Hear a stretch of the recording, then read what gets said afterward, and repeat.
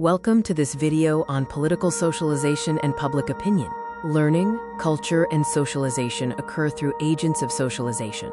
These are the individuals, organizations, and institutions that help us acquire political views. Key agents include family, media, schools, churches, peers, and political leaders. Political socialization is the process through which we develop our political values and opinions. Studies show that family and school have the strongest influence, with children often absorbing their parents' views. Recently, media, especially social media, has become a prime agent of socialization. There are important points relevant to participating in civic life. Children of politically active parents are often active themselves, and schools play a role in civic socialization. Being informed strongly links to civic participation, although deep societal divisions can dampen this involvement. Our families influence what we believe and whether we value civic activism through their actions and views.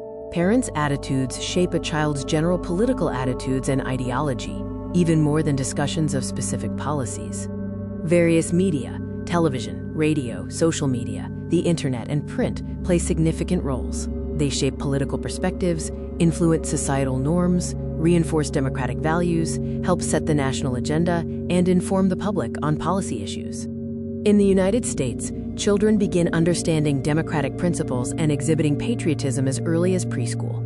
Educational institutions facilitate this understanding in accessible ways. Studies show that education enhances political engagement, an effect that persists across generations. This table from the Pew Research Center in 2023 shows the frequency of religious practice, rather than the specific religious affiliation, is the primary predictor of religion's influence on voting behavior. White voters show a massive 27-point increase in Republican leaning among regular attendees. Asian voters, English-speaking, regular attendees lean Republican at 49%, 20 points higher than less frequent attendees, 29%. Hispanic Catholics, regular attendance correlates with a 23-point jump in Republican affiliation, 52% vs 29%. Black voters' religious attendance has almost no impact on partisan leaning. Only 13% of regular attendees and 11% of infrequent attendees lean Republican. Peers, including friends, neighbors, and coworkers, are significant in political socialization. Studies indicate that peers primarily reinforce individuals' existing political beliefs and values, rather than introducing new ones. Political and community leaders also critically influence the socialization process and public opinion. The president holds a uniquely powerful position. The public often relies on the recommendations of respected leaders who possess established credibility.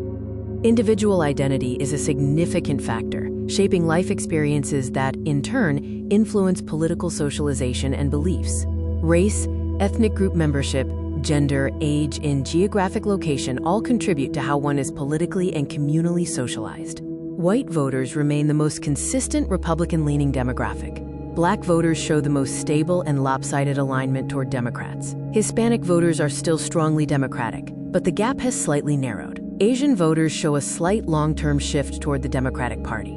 Table 6.1 details Latino Party identification by national origin. Note the variation in Republican, Democratic, and Independent identification across groups like Puerto Rican, Mexican, Cuban, Dominican, and Salvadoran origins.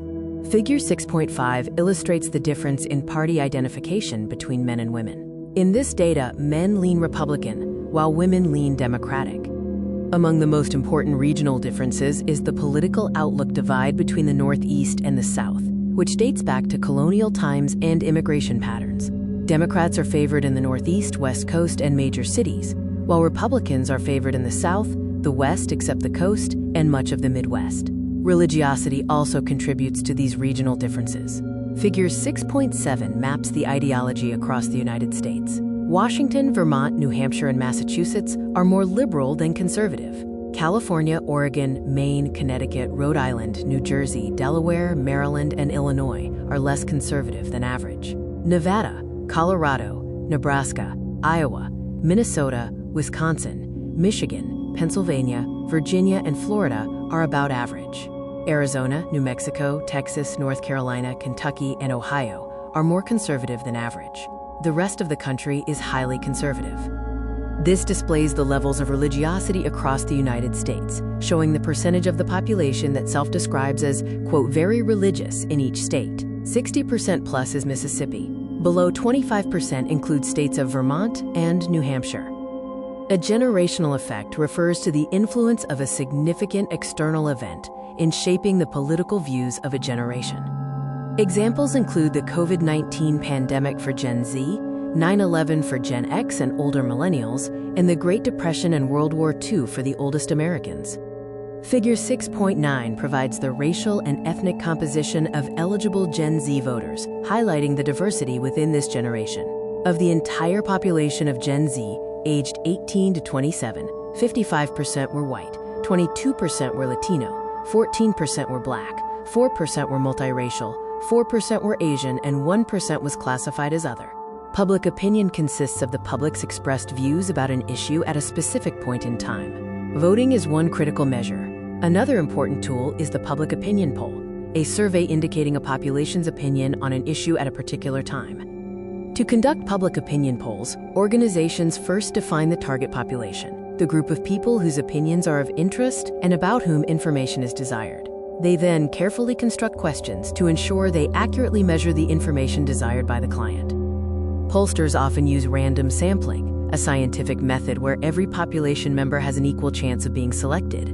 However, methodological issues exist, such as difficulty in population identification, the shift from landlines to cellular phones, and high non-response rates among cellular users. Quota sampling is a more sophisticated method, structuring the sample to represent the target population's characteristics. Stratified sampling is another technique, dividing the national population into fourths and selecting representative areas within those regions.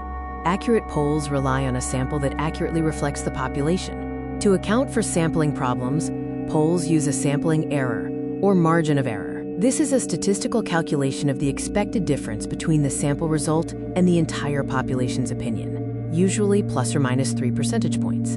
There are several types of political polls.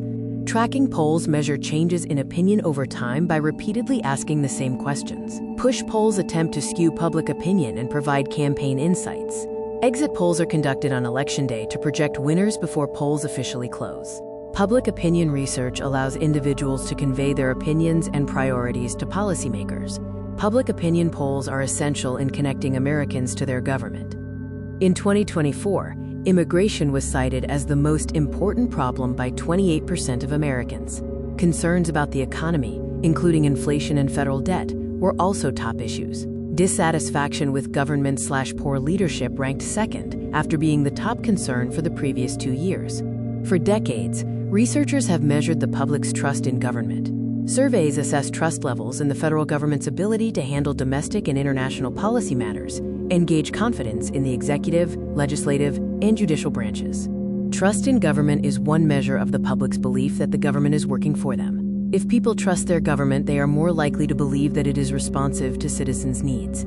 Trust peaked just after September 11th, but sank as conflicts continued. Faith in Obama increased before the election, declining after. The first Trump administration had the lowest trust percentage of any presidential administration. Congress's public approval rate has faced volatility, failing to win majority approval since the early 2000s. In contrast, the judicial branch consistently scores higher in levels of public trust than the executive or legislative branches.